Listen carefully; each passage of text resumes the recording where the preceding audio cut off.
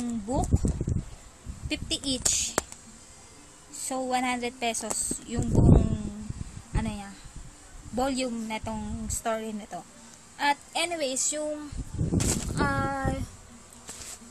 tawag dito, yung book ko na 548 Heartbeats, natapos ko na siyang basahin kahapon habang naghihintay ako sa client. So yun, okay naman yung story niya, hindi naman siya nakaka-boring. At kaya rin maganda tong Wattpad kasi kadalasan sa Wattpad puro lang siya, yung sa isang book kumpleto na siya, kumpleto na yung story, wala nang book 1, book 2, book 3, mga ganun.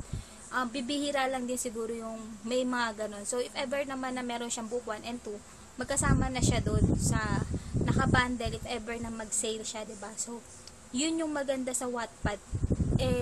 Pag naghanap ka ng next yung next series niya, magkakasunod sila. Compare dito sa ganito na tig 50 pesos nga, ang hirap hanapin.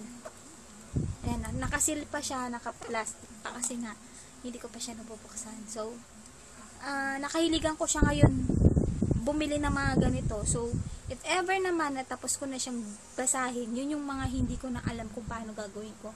So yun, at hindi ko alam kung ibebenta ko siya, pero kasi may mga nakalagay na pangalan pero okay lang din. Tsaka yung yung 548 Heartbeats ko, wala siyang kalukot-lukot, kaso nga lang nilagyan ko na siya ng name ko dito kasi nga para if ever na maiwanan ko, mawala, at least may pangalan. At if ever naman na merong makakuha at nagkataon na nakita ko, madali kong masasabi na akin yun, diba? So yun, tapos ito talaga, taga lang, bubuksan ko siya tapos ipapakita ko sa inyo yung itsura, yung loob niya. Grabe, magpipiling artist ako nito. Ito talaga yung binabalik-balikan ko sa National Bookstore So yan, ito yung harapan niya. Hermes, Louis Vuitton, Burberry, Chanel, Saint Laurent, Moschino, Dior. So yan, OMG. Yan yung harapan niya. Tapos meron ditong color wheel. Color wheel ba ito? Primary color. Yan. Hindi ako marunong mag-compare, mag-mix ng mga kulay-kulay kasi hindi naman ako totally artist. So ito pala siya. So ito etchos lang to. Ito yung parang pinaka-cover niya kasi nga ayan talaga yung niya. Nakaganyan lang siya. Bali ito kasi guide neto. So yun. Gets mo na. Tapos ito ang ganda. Ito yung likod. Viva Fashion Designer. So yan yung niya. Yan, Valentino, ganyan, Chasnes. Ganda. Ito. Diba? Ganda.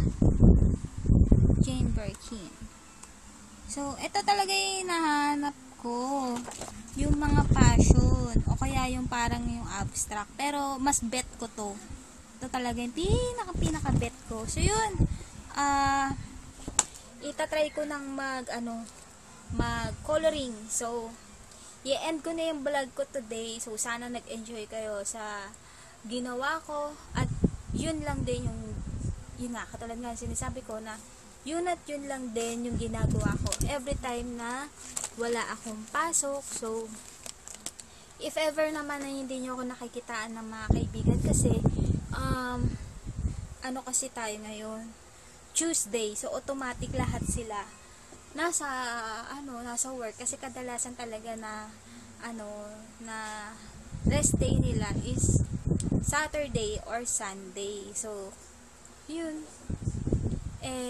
dahil taliwas yung schedule ko sa kanila, kaya nagsosolo lang muna ako dun sa sa mga lakad ko, sa mga lakwatsa ko, ganun.